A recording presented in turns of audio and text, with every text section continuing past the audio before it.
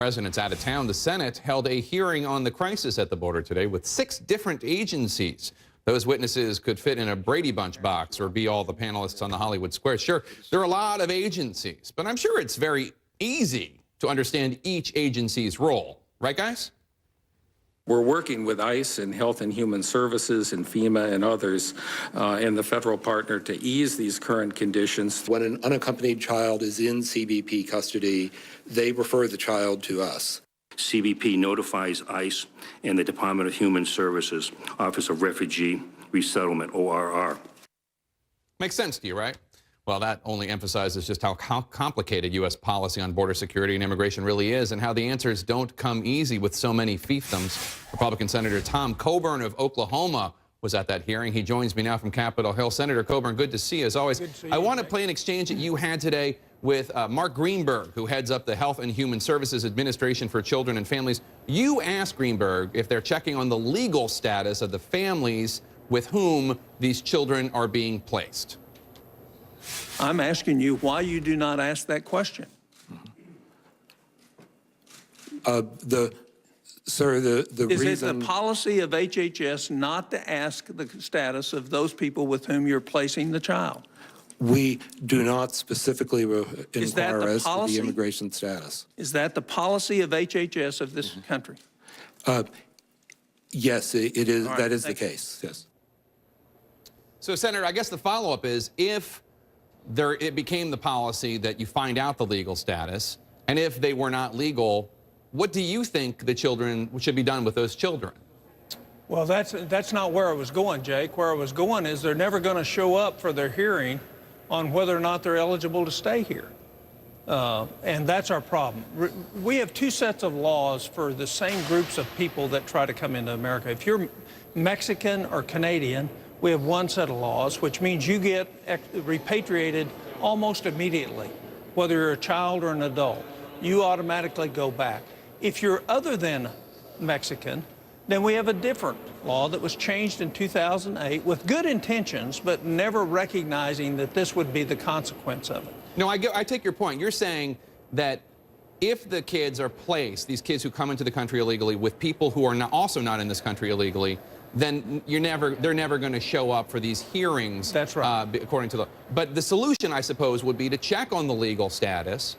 And what do you do then if it turns out that they would be turned over to people who are also in the country illegally? The real illegally? solution is to treat other than Mexicans the same way we treat Mexican citizens when they come across the border. Just repatriate them immediately. You repatriate them immediately. First of all, we have a tragedy occurring because people think they can come here without any risk.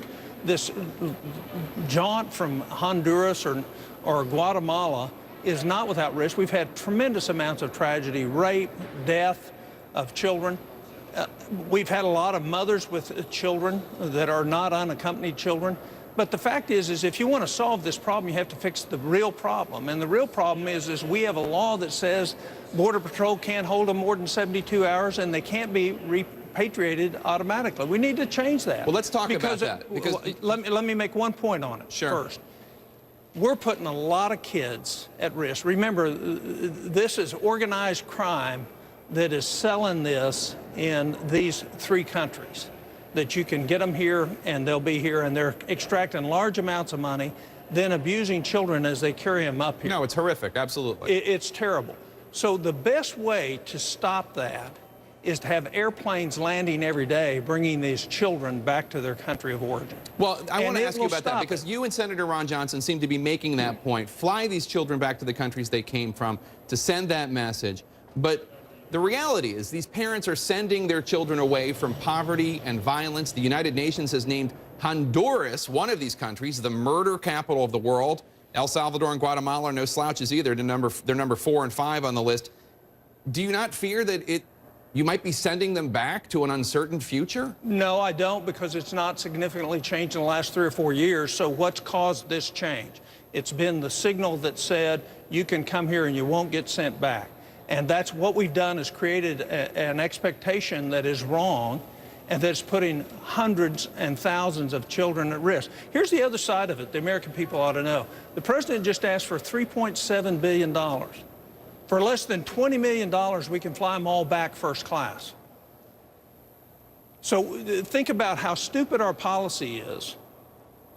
We have a law on the books which we need to change, and then we need to solve the problem by repatriating within 72 hours to their country of origin. Senator, just to touch on the issue that President Obama makes, which is there is a larger immigration issue in this country. I recognize that an immigration reform bill did pass the Senate. House Republicans refused to vote on anything. I realize that that does not specifically address this immediate crisis, but isn't there a larger issue here, and Republicans, for whatever reason, especially in the House, are refusing to even compromise on it? No, I don't think so. I think that's not true. You need to look at DACA, which was the executive order and the regulations put out that actually said if you come in here, you're not going to get sent back. So we've sent the signal through the administration. Congress didn't send that signal. This administration sent that signal, and now we have this crisis on our hands because we've sent that signal. I disagree. I want to solve the immigration problem. But the way you solve the immigration problem is secure the border, and you'll have Americans come around and say, yes, we want to solve the problem. Senator Tom Coburn of Oklahoma, as always, thanks for your time. We appreciate it. You're welcome, Jake.